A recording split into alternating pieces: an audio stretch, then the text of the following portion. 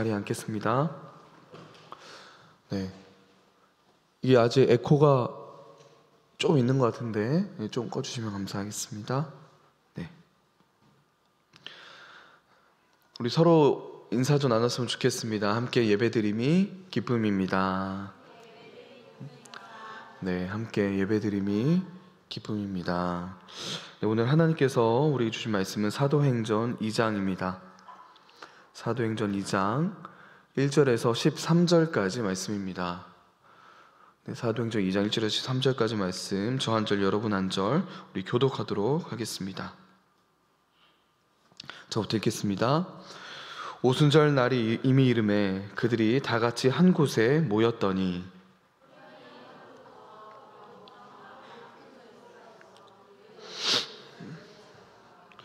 마치 불의 혀처럼 갈라지는 것들이 그들에게 보여 각 사람 위에 하나씩 임하여 있더니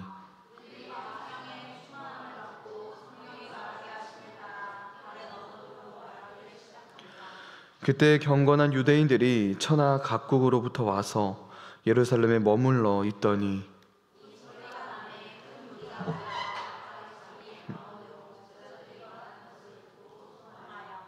다 놀라 신기하여 여겨 이르되 보라, 이 말하는 사람들이 다 갈릴리 사람이 아니냐.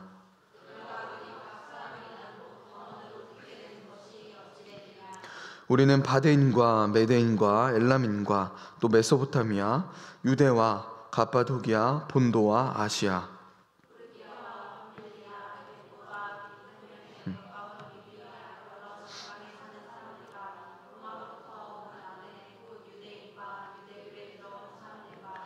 그레데인과 아라비아인들이라 우리가 다 우리의 각 언어로 하나님의 큰 일을 말함을 듣는도다 하고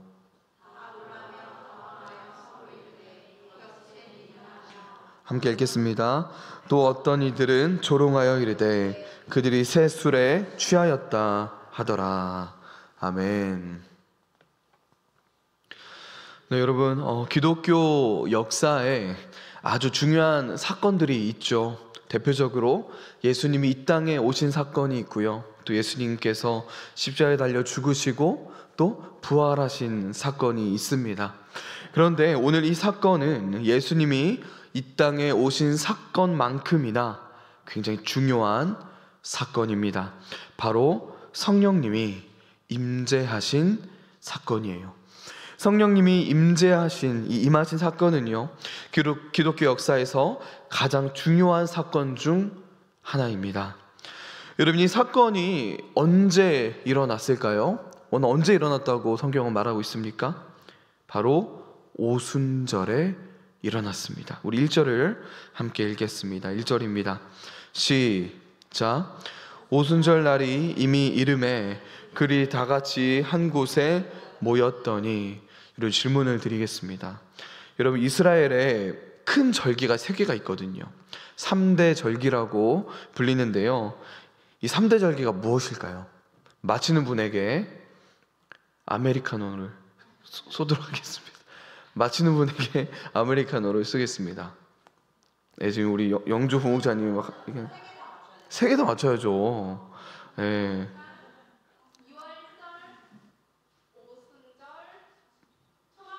맞습니다. 뺏긴 거 아니죠? 아니에요. 알겠습니다. 기억하도록 하겠습니다. 우리 시은자매님한테 아메리카노 하나를 선물을 해드리도록 하겠습니다. 맞습니다. 6월절, 초막절, 그리고 오늘 이 날이죠. 오순절이에요. 오순절은 6월절로부터 50일째가 되는 날입니다.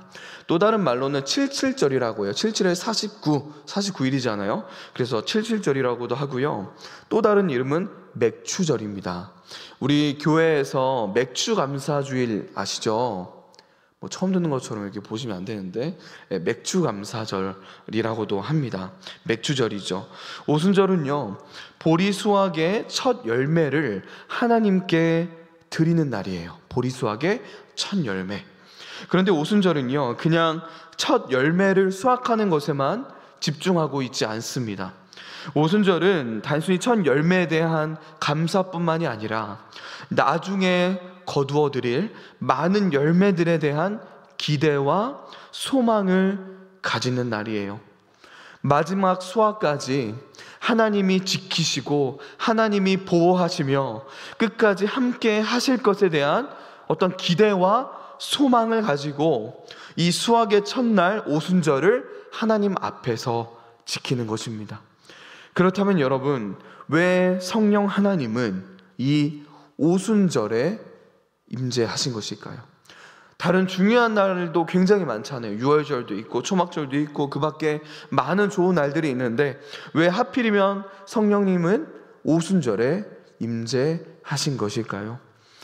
여기는 분명한 의미가 있습니다.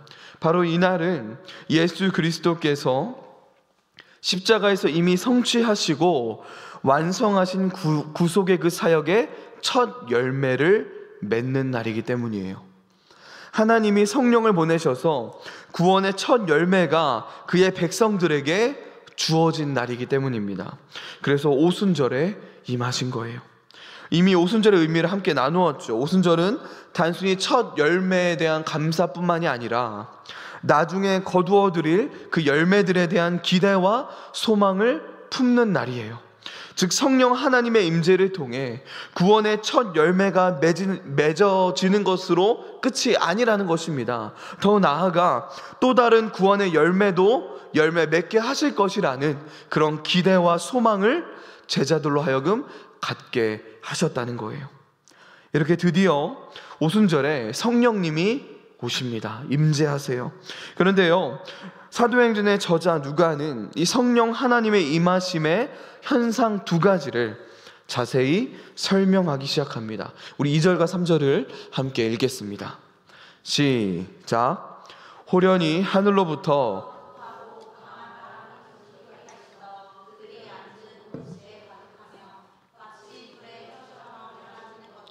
그들에게 보여 각 사람 위에 하나씩 임하여 있더니, 첫 번째 현상은 무엇입니까? 뭐래요? 갑자기 하늘에서 급하고 강한 바람 같은 소리가 났다고 합니다. 그리고 그 소리가 온 집안의 그 방을 가득 채웠다고 말하고 있어요. 여러분, 여기서 핵심은요, 하늘로부터 소리가 났다는 거예요. 그런데 그 소리가 바람이 불었다는 것이 아닙니다. 강한 바람이 부는 것과 같은 그런 소리가 들렸다는 것입니다. 누가는요, 이 강력한 바람 소리가 성령의 임재 때문에 나타난 현상임을 분명하게 밝히고 있습니다. 누가가 이 성령의 임재를 급하고 강한 바람을 묘사한 것은요, 상당히 의도적인 것입니다. 왜냐하면 여러분, 구약에서 히브리어 루아흐라는 단어가 있거든요. 이 단어가 뜻하는 게 두 가지가 있습니다. 첫 번째는 자연의 바람이에요. 바람. 두 번째는 바로 하나님의 영, 성령입니다. 이 둘 다를 의미하기 때문에 하나님께서, 성령 하나님이 이 바람 소리와 함께 임재하신 것입니다. 구약에서의 바람은 성령의 임재에 대한 상징이기도 했거든요. 이렇게 첫 번째 현상은요, 우리의 청각을 자극합니다. 두 번째 현상은요, 우리의 시각을 자극해요. 두 번째 현상은 무엇입니까? 마치 불의 혀처럼 갈라지는 형태로 성령님이 각자에게 임했습니다. 이것은요, 방언이 다양하게 나누어지는 것을 표현한 것입니다. 불꽃이 여러 갈래로 갈라지듯 모두에게 임한 성령께서는 그들에게 다양한 방언으로 말할 수 있는 능력을 허락해 주신 거예요. 여러분, 이 또한 구약에서 이 불이라는 것이요, 하나님의 임재를 상징합니다. 바람, 불, 이 둘 다 하나님의 임재를 상징한다는 거예요.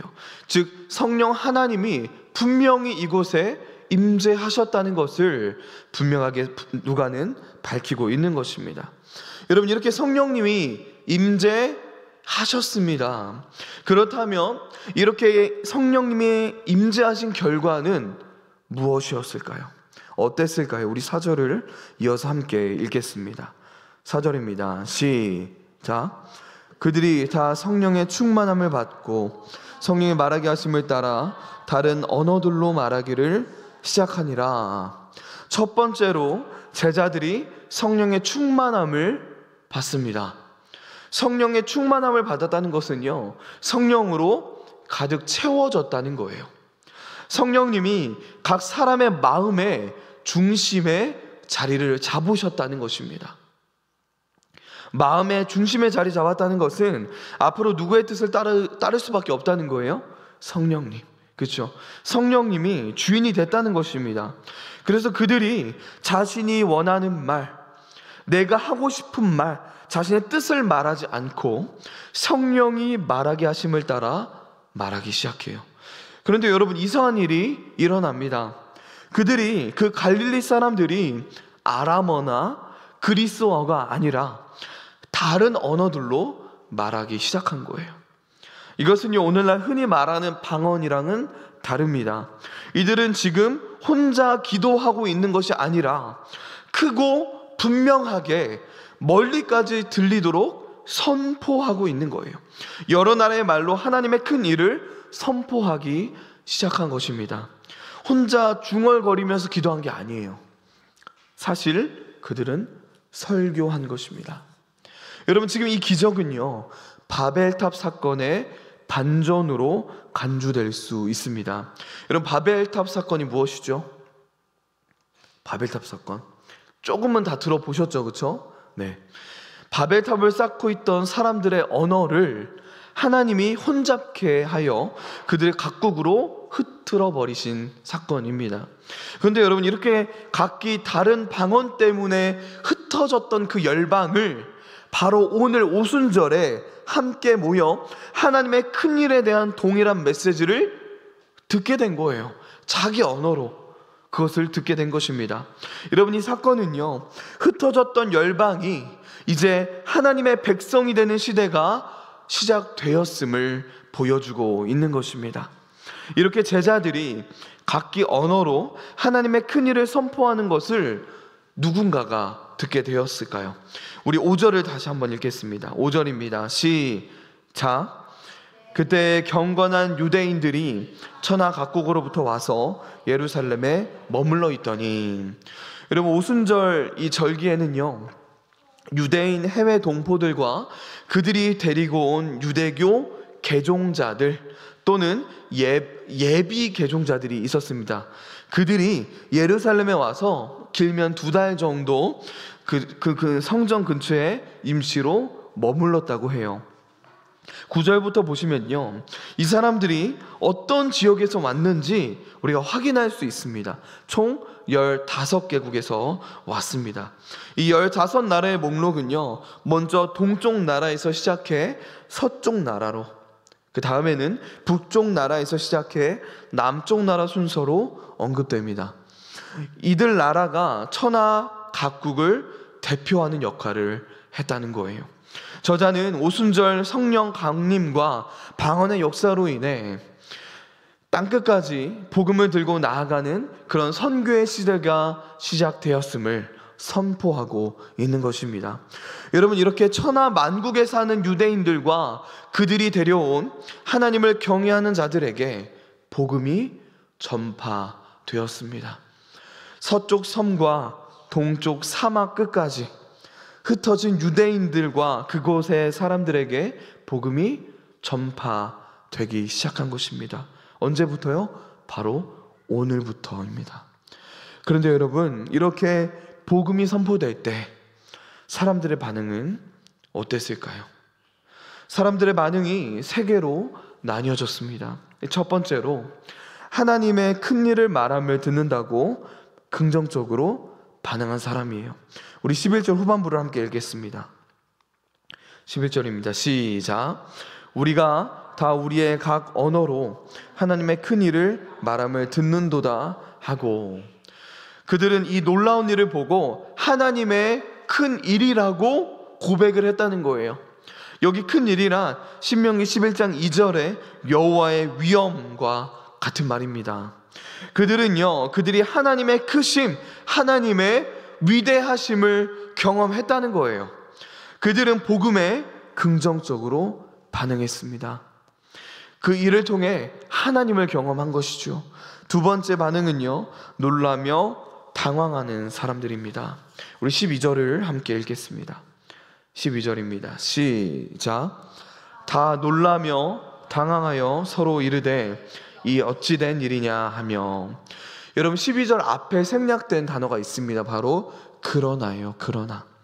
누가는 뭐라고 말하고 있습니까? 그러나 모두 다 놀라며 당황했다.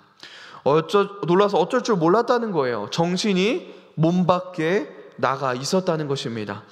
그런데 여러분 누가가 이렇게 반응한 사람을 모두 다라고 표현을 했습니다. 그 정도로 첫 번째와 같은 반응을 보인 사람이 적다는 거예요? 많다는 거예요? 적다는 것이죠. 너무나도 적다는 겁니다. 하나님의 위대하심을 고백한 사람은 극소수였다는 거예요.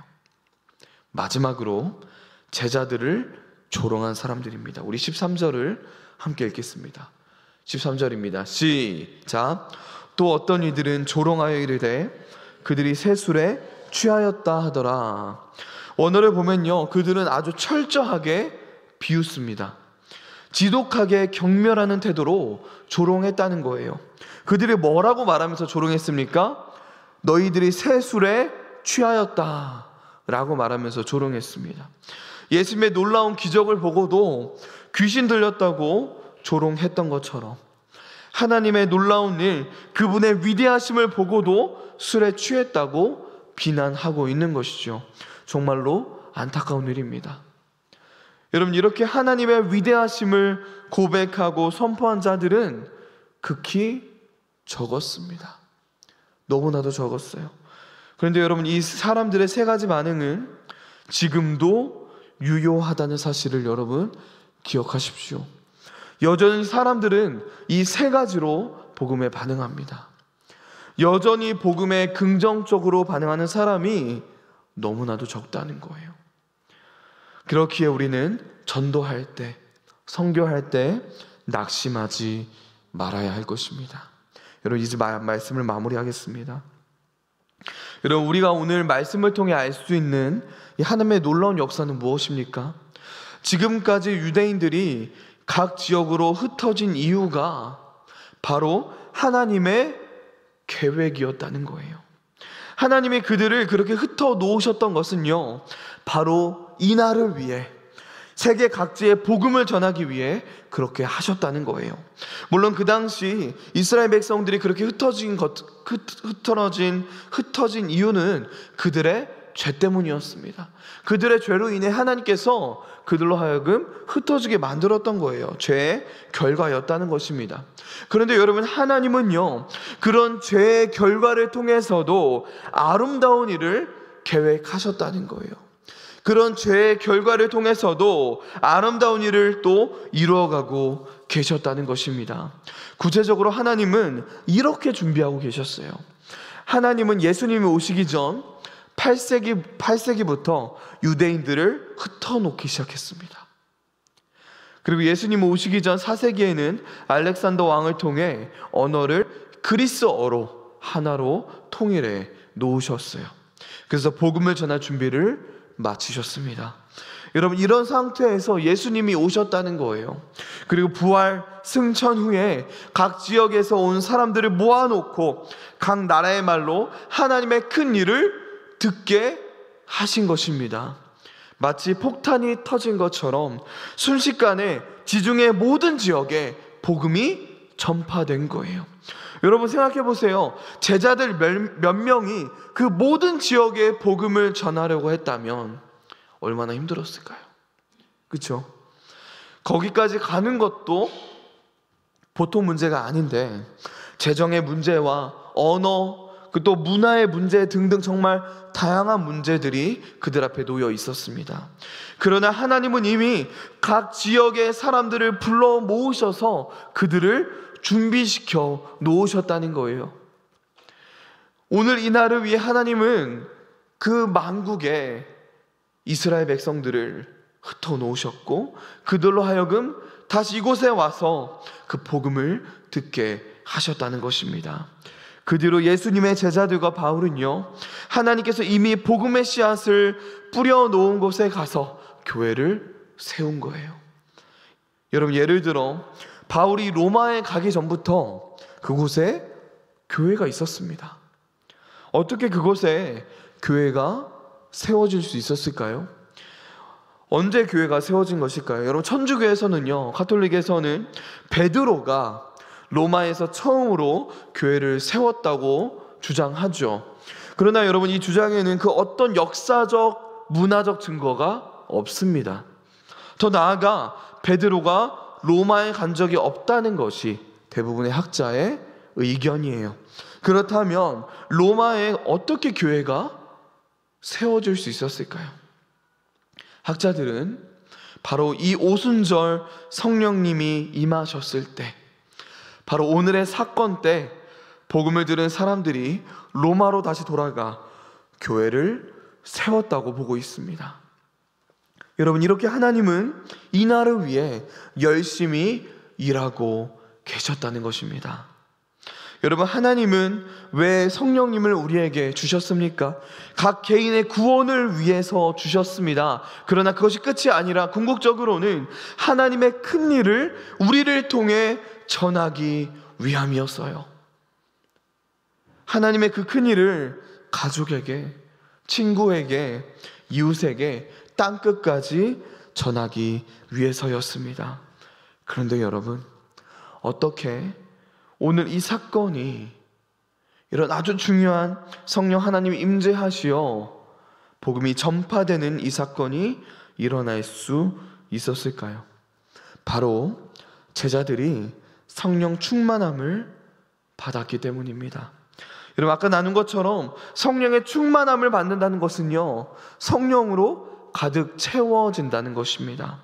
각 사람의 마음의 중심에 성령님이 자리 잡으셨다는 거예요. 제자들이 성령의 충만함을 받고 성령이 말하게 하심을 따라 다른 언어로 말할 때 세 가지 반응이 있었다고 말씀드렸습니다. 세 가지 마지막 반응이 무엇입니까? 그들을 새 술에 취했다고 조롱한 거예요. 근데 여러분, 역설적으로요, 제자들은 실제로 새 술에 취했던 것이 맞습니다. 그들은 제자들을 비꼬고 조롱하기 위해 말한 것이지만 어떻게 보면 정곡을 찌른 거예요. 여러분, 제자들은 성령의 충만함을 받음으로 인해 오랫동안 숙성되어진 그 복음의 새 포도주에 취한 것입니다. 우리 이사야 25장 6절을 함께 읽겠습니다. 25장 6절입니다. 시작. 만군의 여호와께서 이 산에서 만민을 위하여 기름진 것과 오래 저장하였던 포도주로 연회를 베푸시리니 곧 골수가 가득한 기름진 것과 오래 저장하였던 포도주로 하실 것이며. 여러분, 바로 이때를 위한 말씀입니다. 여러분, 이 포도주는요, 아브라함부터 예수님까지 약 1500년간은 발효되고 숙성된 포도주입니다. 1500년 동안, 이런 1500년 동안 오래된 포도주를 맛본 이 갈릴리 촌놈들이 세계 만민의 지역 언어를 구사하며 그들에게 이 복음을 선포했던 거예요. 여러분, 이 포도주에 취하면요, 제정신을 잃고 예수님으로 가득 찰 수밖에 없습니다. 여러분, 이 세상에서 제정신은 무엇입니까? 제정신, 이기심이에요. 탐욕이고요, 교만이고 음란입니다.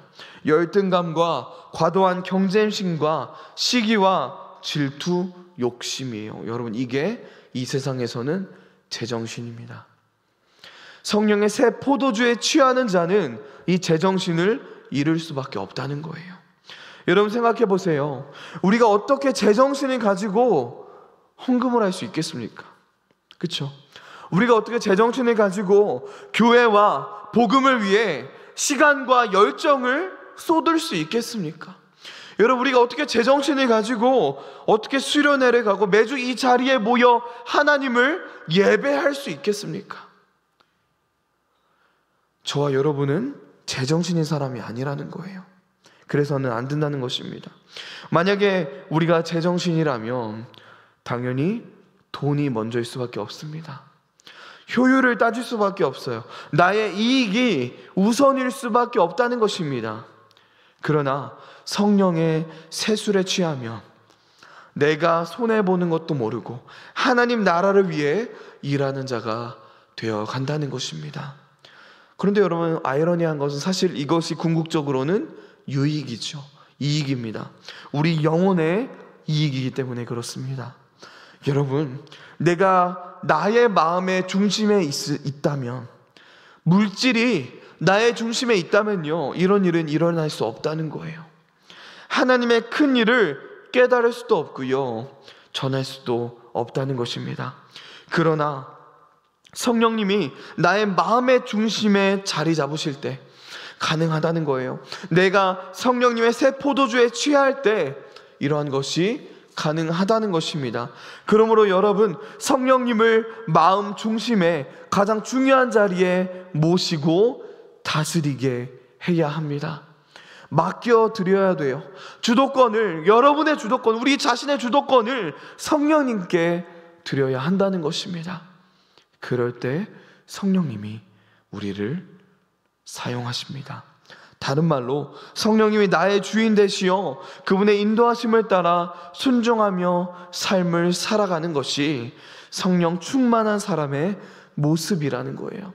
우리가 보통 성령 충만을 이야기하면 뭔가 무아지경에 그쵸? 예언을 하고 방언만을 말하며 이런 모습을 상상합니다. 그러나 성령의 충만한 삶은요, 성령님이 나의 주인 되어 그분의 인도하심을 따라가는 삶이라는 것입니다. 여러분, 이렇게 성령님의 충만함을 받아 하나님의 큰 일을 말할 때 역사가 일어나며 땅끝까지 주의 증인으로서의 사명을 감당할 수 있는 줄로 믿습니다. 나 혼자 구원의 첫 열매로 맺어지는 것으로 끝이 아니라는 거예요. 또 다른 구원의 열매도 맺게 하실 것이라는 그 기대와 소망을 우리 모두 갖게 되길 소망합니다. 사랑하는 여러분, 성령님의 임재와 함께 제자들은 새 술에 취해 복음을 증거하기 시작했습니다. 우리 청년부 역시 한 명 한 명 모두가 새 술에 취하게 되길 소망합니다.